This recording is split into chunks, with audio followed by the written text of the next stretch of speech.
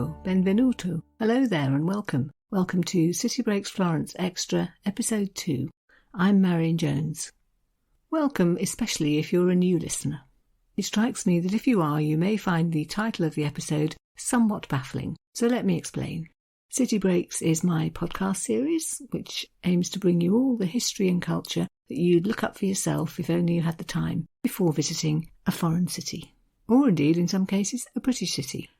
And City Breaks Florence is the very first series I did, 2.5, nearly 3 years ago now. But I began to realise you can't sum up Florence even in 19 episodes, and so I'm planning to revisit every city that I've done a series on every now and again, and do some extra episodes, keep it current, maybe have some updates about new things, and, this is the biggest difference, definitely bring some new voices, people who live in Florence perhaps, or work there, who are in that sense experts and can bring us new perspectives, things that I myself might not know about. And today most of the episode is going to consist of an interview with Helen Farrell, who's an editor based in Florence, editing a publication all about Florence, and so really well placed to give us all sorts of things that otherwise we wouldn't know. Let me just play you the first, I think it's 18 seconds of the interview, which turned out to be something I wasn't expecting. Listen to this. Hello, thank you for your time. You're very welcome, Marion, and you know, complimenti, as the Italians say. It's a very nice podcast series. I was having a listen. Oh, well, that's good to hear. Comprehensive and in-depth. So a lot of things are very superficial about Florence, you know, so it's nice. Well, I thought it doesn't get much better than this. An actual editor based in actual Florence liked the podcasts. How cool is that? Okay, so just before we get into the rest of the interview, let me just tell you a little more about the Florentine. It is in fact many things. It is a monthly magazine, which you could have delivered to your doorstep, or in fact to your inbox, if you chose to subscribe. It is also a website full of cultural articles, which make really interesting reading for anybody interested in Florence. Also attached is an online bookshop, where you can buy all sorts of books on Florence, on Tuscany, on Italy more generally. And last but not least, they are sort of a publisher as well. In fact, a number of the books available in the bookshop have come by that route, as has a literary review called FLR, Florence Literary Review, another goodie for anybody interested in Italian literature, in the current cultural scene generally, or indeed, because it's a bilingual publication, just in improving their Italian. More about most of those things later, but for the moment let's just hear what Helen had to say about the Florentine, of course, but also about some of her ideas for things to do in Florence which I hadn't thought of. And the interview, in fact, also includes, wait for it, my very first scoop. Oh yes, something you'll hear here that nobody outside the Florentine itself has been told yet. So let's get going. I began by asking Helen to tell us a little bit about how the Florentine got started. Sure. So the Florentine is the English language news magazine for Florence lovers, and it was established nearly 15 years ago now by an American couple, Nina and Tony Tucker, who moved to Florence from California and wondered how on earth they could find out what was happening in Florence. They were aware that similar English language magazines and newspapers existed in Paris, in Munich, in Berlin, in other places in Europe. And they wondered why in Florence, with a large international community, a magazine like that did not exist. So they got together with the current owners of the magazine, who are 2 guys from Prato and 1 guy from Florence. And the guys have carried on the magazine to this day. Anita and Tony are still very much involved insofar as they're back in California. They left after 2 years of living in Florence. They regard it as their sort of grandchild, teenager from across the ocean. And I came on board 8 years ago, and the Florentine is now thoroughly a teenager, is growing up, having its growing pains, you know, but it serves the international community in Florence. So events, news, everything that's happening in the city for the local international community, and also for Florence lovers who like to stay connected with Florence wherever they are in the world. And that stood us in really good stead, obviously, in the last 2 years during these pandemic times. Mm-hmm. It's an interesting title, News Magazine, because you are both, aren't you? You're a news service and a magazine with features, correct? Yeah. I mean, we're both. We're a very small team. We're very ambitious. So we try to cover all bases as far as we can. So given these recent months, we really have switched primarily to service journalism. Whenever there's been a change in legislation, we've been there reading these 25-page encyclopedias that come from the Italian government informing you what the new rules and regulations are. And we're trying to render that information in English. So that's a primary example of the news coverage that we give. It's to help the community understand what's happening. And then we have a monthly print magazine, which is far more in-depth. It runs on a subscription basis for people all over the world. And it's free, though, in the centre of Florence to serve the community. So we try and cover a lot of ground. I noticed you've got sections, art and culture's one, isn't it, and food and wine. So could you give me an example or two from, for example, something recent from the art and culture section?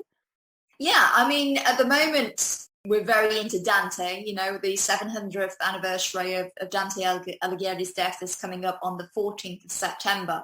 So a lot of our arts and culture coverage at the moment is centred around that anniversary. Something that happened yesterday, for example, in the Bobbly Gardens was this quite incredible street theatre event that covered the three canticas of the Divine Comedy. And so we saw this wonderful piece of theatre, itinerant theatre in the Bobbly Gardens in Florence. So that's just one example. The wonderful thing about Florence is, you know, it's famous for being the Renaissance city, the cradle of the Renaissance, but it's a very, very contemporary and happening location. I noticed on your listing section, you've got a date, I think it's on the 14th, isn't it, when there's going to be the live readings with Helen Mirren and whatnot, and you've got the link for people to get tickets for that, haven't you? Yeah, I mean, it's phenomenal. This is the sort of very high quality event that Florence attracts. You know, we've got the Speaking Dante event that's taking place at Cinema La Compagnia, which is a beautiful cultural space not far from the cathedral, from the Duomo.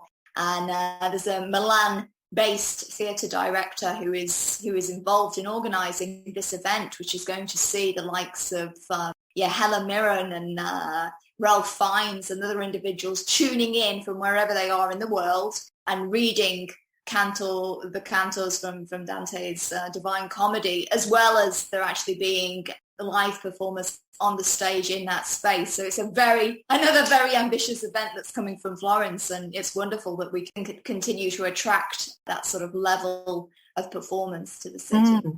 Just to lower the tone a little bit, I noticed there was an article about Cocktail Week as well. Can you tell us about that? Well, I wouldn't say lowering the tone. No, it's a very high standard, and I think we're very proud that we actually have this level of quality bartendering that's coming out of the city as well. I mean, it really does show a lot about the vibrancy of a place, that you can switch from a theatre event with names like that to these incredible creations that are coming out with fine drinks from all over the world. I mean, this is an event that's actually attracting some of the best names in the drinks world internationally. So they're starting it in Florence, and it's the 6th edition of Florence Cocktail Week from the 20th to the 26th of the month. And then they're actually moving it for a Christmas edition, a December edition in Venice. So it's wonderful to see that things begin here, but then they actually arrive in other areas of Italy as well. So let's hope, we're hoping that we can continue this momentum as a city, you know, that we can continue to inspire as well in other places in Italy. Thank you. Would it be true to say there's quite a literary feel to what you do as well? Because you have a bookshop, don't you? And FLR, is that right? The Literary Review. Can you tell us about those a little bit? Yeah, you've done your research, Mo. Yeah, we have a very literary vein. I mean, obviously I'm an editor, so I love reading, and all of our staff are very passionate about print.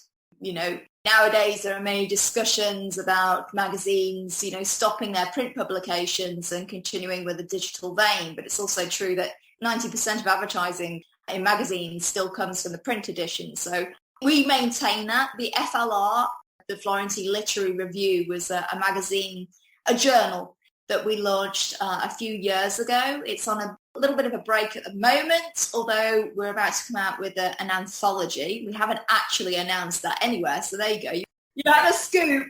We're about to come out with an anthology of short stories and poems that have been published in that publication. The key thing about it is that it's bilingual, is that right? Yes, so it starts with the Italian. It was born with the premise that we want to give a platform to Italy's contemporary writers, because often in Italy, almost 80% of the books that are published in Italy come from other languages and are translated into Italian. And there's not so much that goes the other way. So we start with the Italian writings and we produce what I hope are very high quality translations into English so that you've got the side-by-side companion. It's almost a reader, and it was almost born with the idea of being like a reader for university students who are approaching Italian, who want to learn more about the language and its contemporary scene. So that's the FLR, and we also have a history of publishing all sorts of books based on columns that have been published in the Florentine. We recently published a volume of poetry by a young writer, Harry Cochrane, who works with us, and the Florence Bookstore, it was called, and who launches a poetry book in the middle of a pandemic? That's the sort of mad antics that we get up to, isn't it? Right. Florence Bookstore, right. One to look out for. Thank you. And continuing that theme, you yourself, I think, wrote an article recently, didn't you, with summer reading ideas, I think it was called, where you highlighted 4, are they newish books or just books that you have enjoyed? Yeah, these are all new books that have come out about Florence, and we're clearly in a moment whereby people have been putting pen to paper or fingers to keyboards in recent months, and we're actually, I have a big pile on my desk right in front of me of new publications that have come out about Florence. So there's a variety of them. Sarah Winman's Still Life is a beautiful book set in post-war London and Florence that I would recommend to everybody. It's one of those books that you don't always get very high quality literature that comes out of Florence. Sarah's book is magnificent. The prose is fantastic, and I would recommend it to anyone. It's kind of a modern day Room with a View that you can read by a fountain in Florence or wherever you are in the world and be transported there. And then Ross King has recently come out with one of his new books, The Bookseller of Florence, which is a fabulous read that I recommend. And there are a few other books that are coming out. Tom Benjamin, he's a British writer who's based in Bologna. He writes detective series based around the food scene in Bologna. So I'd recommend that. It's wonderful summer reading. And there are lots more coming up. I've got here sat on my desk Vanessa Nicholson's Angels of Mud, which of course is very timely when we go towards November and the anniversary of the 1966 flood, which devastated most of Florence. So I'll be digging into that before November. Right, thank you. I think I've had lots of your time, actually. Can we just finish? I'm planning to do this with anyone I interview, just a few quick questions, because you're in Florence and we're not, and we'd just like a few little pointers from somebody in that happy position. So, for example, if you have a visitor that's come to Florence for the first time, you're taking them out for the day. Where are you going to take them? Okay, I'm a big lover of the libraries. So the Ricciardiana library is absolutely beautiful. I recommend there. The Laurenziana, all of these, like the Oblate, all of them have wonderful histories, wonderful views. I also like to go and see the other Last Suppers. So Santo Poliano, which is an absolutely gorgeous fresco by Andrea del Castagno. There's never anybody in there, and it's just you with this Last Supper that's gloriously maintained. So I'd recommend that. And where is it? So this fresco's in Santo Poliana. It's heading along Via Cavour from the Duomo, and it's a beautiful refectory and quite an incredible experience being alone with a fresco like that. Yes, absolutely. Okay, thank you. And you personally then, you're not showing anyone around, you're just having some downtime in Florence. What are you going to do just for relaxation or for pleasure? I'm a big walker, so I actually live just outside Florence and get the train in. I like to get the train into Campo di Marte station, not necessarily Santa Maria Novella, and then walk Piazza Beccaria, down along past Sant'Ambrogio Market, and along into the city that way, because that way you get to see some of the residential neighborhoods of Florence, and I like to see the proper Florentines going about their daily business. In terms of one museum that I like to go and see, it's this a bit anti-conformist in many ways, but there's a beautiful contemporary art museum called Collezione Roberto Casamonti, and it's full of modern and contemporary artworks it's near the Ferragamo Museum. And it's another one of those places where you're often alone with a Lucio Fontana or one of these incredible, more modern Italian artworks. So there's somewhere that I love to spend some time alone looking at the artwork. Thank you. And very last question, I always like to hear about food. So if you're out in a restaurant and you decide to have perhaps not the foreign, but something actually Florentine, what would your favourite, or what would something you could recommend that other people might enjoy? What would you go for? This is such a hard question because it's also seasonal, and it very much depends on the moment and everything else. I mean, I'm quite classic in my taste in terms of I love a bowl of papa pomodoro in the summer and ribollita in the winter.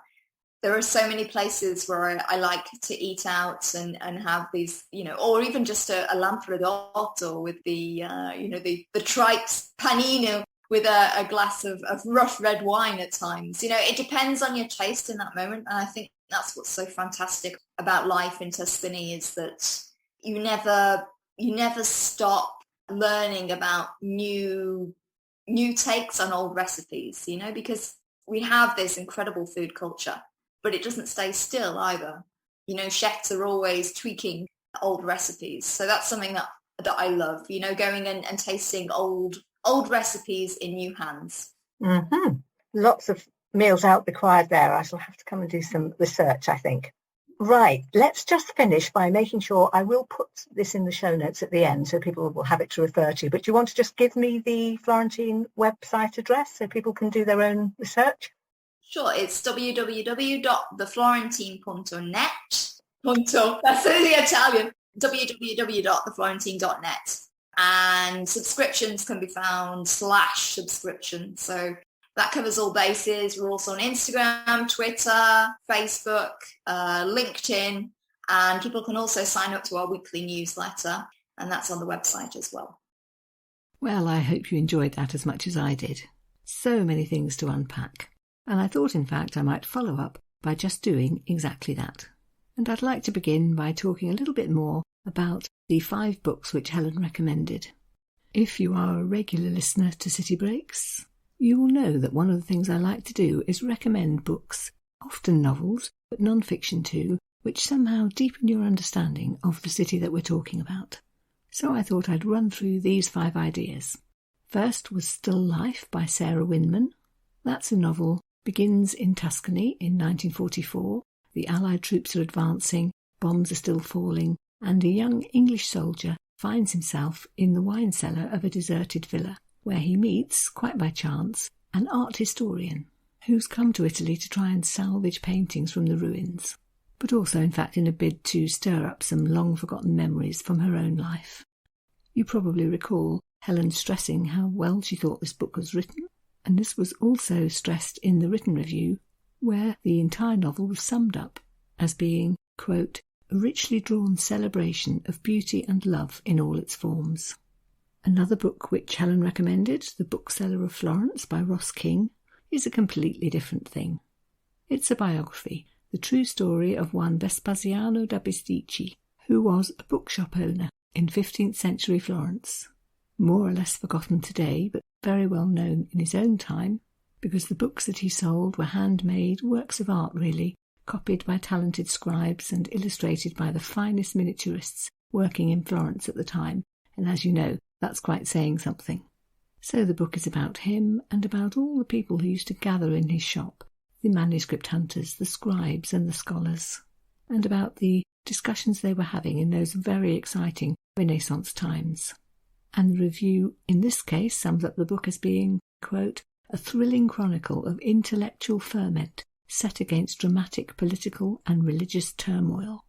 If you enjoyed some of the stories I told in earlier episodes about Other famous Florentines, the artists Giotto and Cimabue, for example, the sculptor Michelangelo, Galileo, Machiavelli, etc., then I think you would enjoy this book too.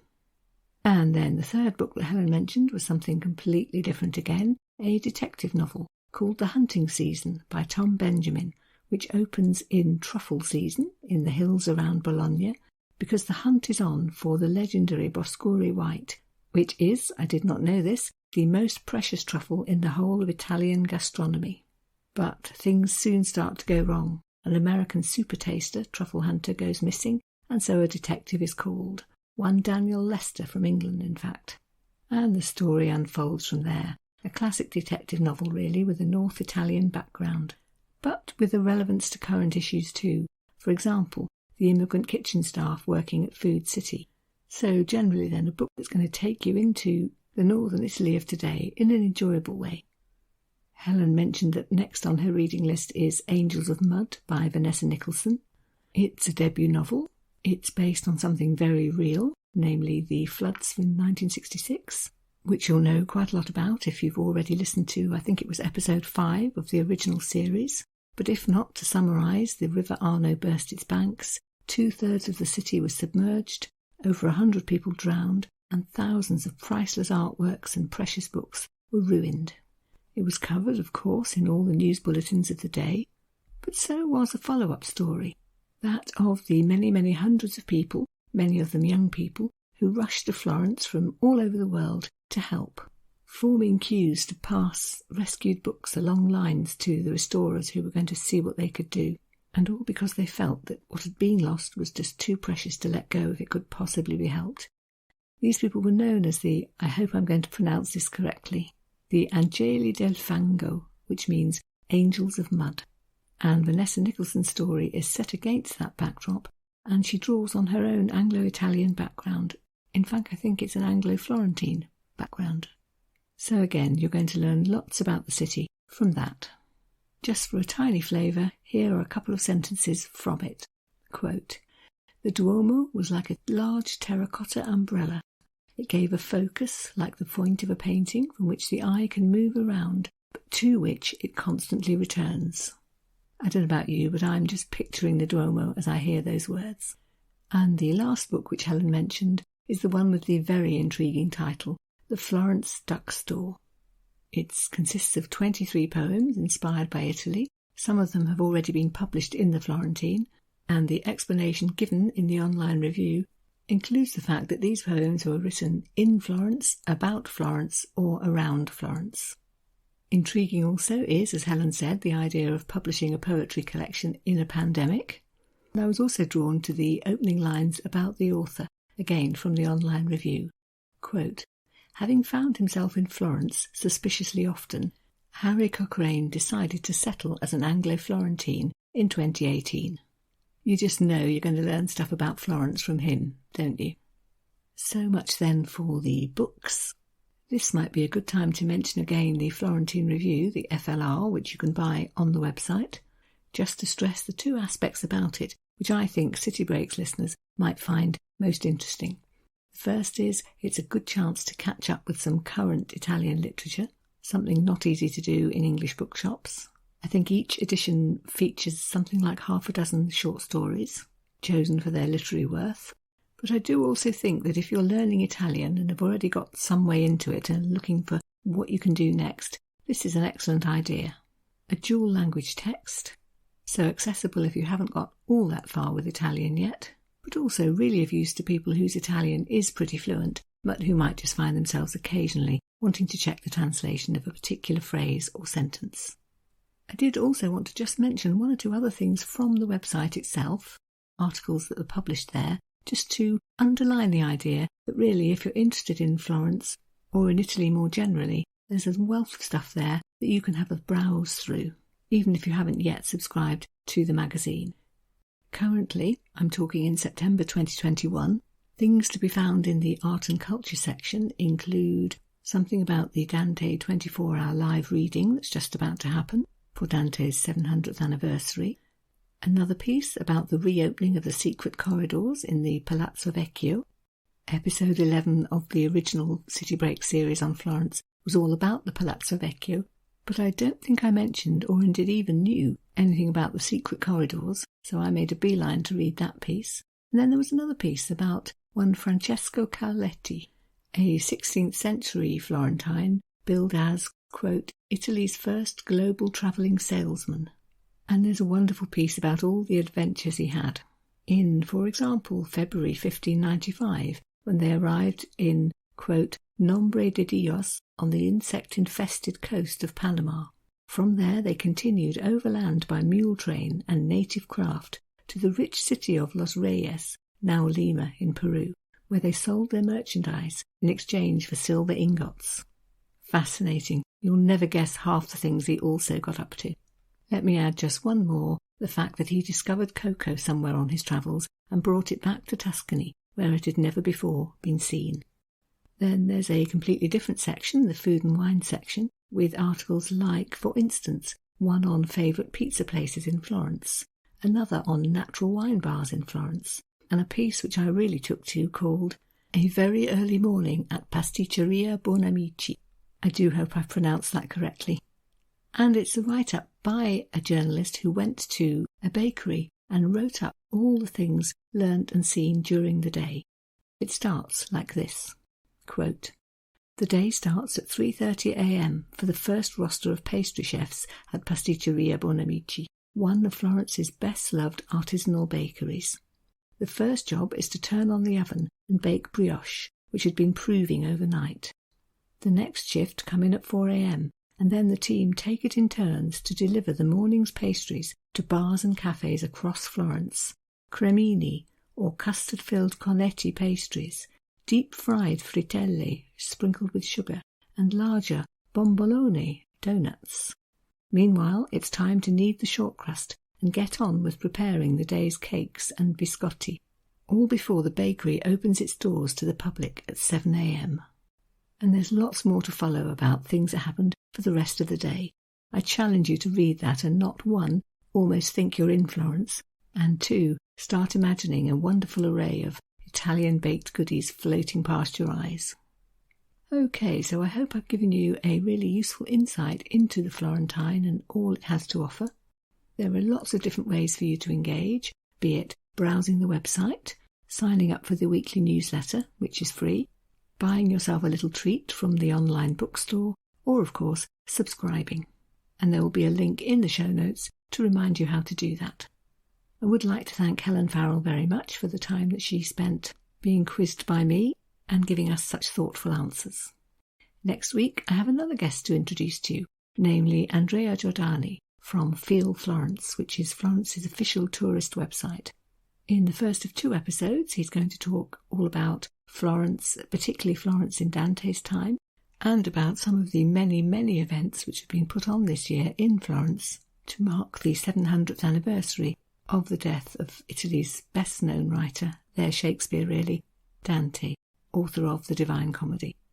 And then the following week, an absolute treat, because Andrea and I talked in a little bit more detail about Dante's very best-known work, the Divine Comedy, and the episode even includes him reading 1 or 2 very short extracts in the Italian original, and then, of course, with an English translation to follow. So then, all of that to look forward to. For today, though, thank you very much for listening, and I do hope you found some sort of inspiration somewhere in the episode. The message is definitely thank you and goodbye, but of course, it sounds much nicer in Italian. Grazie mille, arrivederci.